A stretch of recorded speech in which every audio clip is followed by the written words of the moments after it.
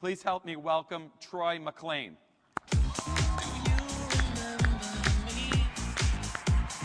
What's up, brother? Thank you very much. Thank you very much. Wow. Holy goodness, this is a big crowd. Woo, wait. Now, some of you guys saw me speak last night when I was speaking to the VIP Rebellion. Can I get your hands up there? There you are right there. You can see I'm rebelling a little bit today. I'm not wearing my tie and suit. I'm going to borrow mine from Jeb. Well, I got to talk to you guys about why I got involved in this company and why I got involved with some special people. I have had the opportunity to meet a lot of billionaires. Not millionaires, but billionaires. In America today, there are 313 billionaires in this country. 313 billionaires in this country today. And I've met 10% of them. 10% of them. I have done business with 10% of them. I've flown in private jets. I've stayed at five-star hotels. And I'm uniquely qualified to work with the greatest people in the business world today. And I've got a 2.1 GPA high school diploma. That's what I got. And I can talk to you guys about the obvious money potentials. I can talk to you guys about the obvious rate of return on opportunities here. But I want to talk to you about the things that go beyond the obvious. I made it into the final three in the first season of The Apprentice. There was 215,000 people that applied for that show. There was 11,000 face-to-face interviews. 250 people got a call back, got down to 50 of us, and then we went through a whole barrage of tests. Whole barrage of tests. We had to turn in our last 5-year tax returns. We had to do IQ tests, EQ tests, cognitive reasoning tests, military stress tests. You name the test, we took the test.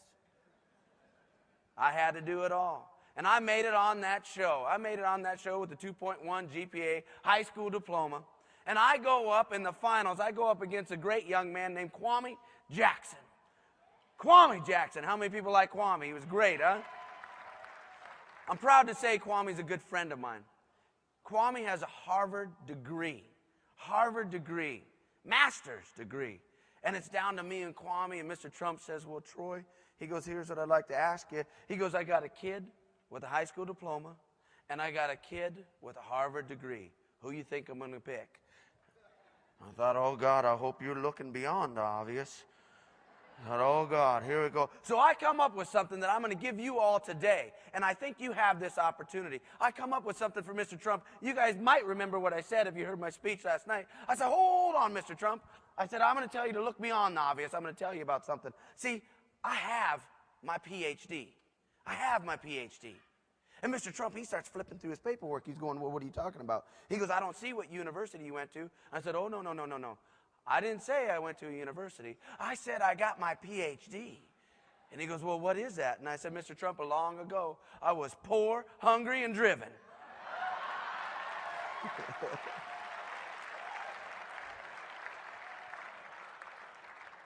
He still fired me. My net worth was equivalent to all 15 contestants combined on that show. Equivalent to all 15 people combined, and I got a 2.1 GPA. Do you know what I have today, guys? Today I have an MBA. Today I've worked hard. I've put in my time. And see, I didn't pay tuition, but I paid attention. And I got my MBA, my massive bank account.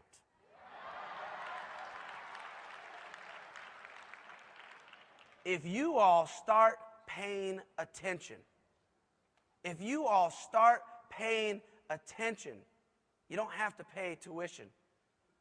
It's not about the degree that hangs on your wall. It's about the commas in your tax return. Does that make sense? Does that make sense? Warren Buffett called my house. Warren Buffett, richest man in the world, calls my house. Flies me to Omaha, Nebraska. And I get an opportunity to meet with Warren Buffett. In 2005, Bill William Gates and I sign an endorsement deal. And we launch a company called Microsoft Office Live Meeting. Warren Buffett, Bill Gates, Donald Trump, Kirill Sokoloff, Sam Grossman. These are billionaires. Billionaires, not millionaires. And I'm here to tell you that if I looked at my life, if you guys saw the Dateline episode of my life, if you guys saw, I was on Dateline, Larry King Live, Jay Leno, Regis Philbin. They talked about how I moved around from house to house, home to home. I believe the word that Dateline said is that by the time the kid was a senior in high school, he was destitute. I wasn't destitute. It was only 7 houses I was evicted out of. At 8, that's when you're destitute. And when I met this company, and I got approached by Jeb, I got approached by Andre, I got approached by Steve Carter and Jason, and they started talking to me about the obvious things of making money. They started talking to me about the obvious ways of increasing my income. That's not why I was excited about this business. I asked them to take a look beyond the obvious. There's an article in a magazine, Success Magazine. I'll be out back signing it. And I asked them to take a look at my life, and I asked them to take a look at what they've done for my family. Because what they've done for my family, some of you guys don't know this, but my kid sister is profoundly deaf and developmentally delayed. And in 1998, my mama got very sick, and I had to take over guardianship for my baby sister. I had to take over guardianship for a kid who's profoundly deaf and developmentally delayed. And as I built my business and I started traveling, last year I did 271,000 air miles alone.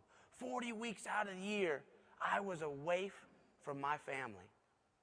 And all of a sudden, I've got a gentleman who introduces me to not a business opportunity, but a way that I can open up and see my kid sis.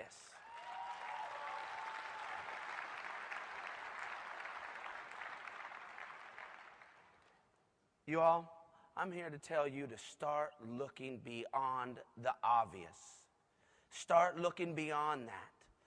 The byproduct of your success will be money. That's the byproduct of your success. But if you start looking beyond the business opportunities, and you start looking at the people that are involved, you start looking at the integrity that they teach and the integrity that they keep, and you keep giving credit up there, I promise you this. Whatever happened yesterday in your life, whatever happened yesterday like in mine, well, that's just history. That's gone. That's history. Tomorrow, we don't know what's going to happen tomorrow. Tomorrow is just that mystery that's going to unfold. But you know what today is? Do you know what they call today? They call today the present for a reason. Because today is a present. It's a present from up above, and it's a present for you guys to unwrap and take a look at and cherish.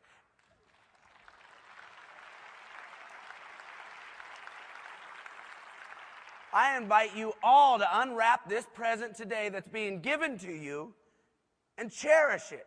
Look at the opportunities. And I invite you all to get the degree from Troy McClain, your PhD.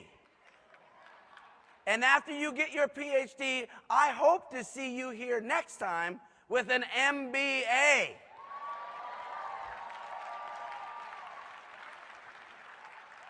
I'm going to let you know that I've had the proud honor of meeting Donald Trump, Bill Gates, Warren Buffett, Kirill Sokoloff. And I'm going to let you know that they're billionaires. And now I'm going to ask you guys to help me welcome back somebody that's going to get mixed into that category. Somebody that's going to be classified as not only a billionaire, but as a man with integrity that has taken a company up and taken care of his family. Ladies and gentlemen, please help me welcome Jeb back on stage. Thank you very much. Thank you very much.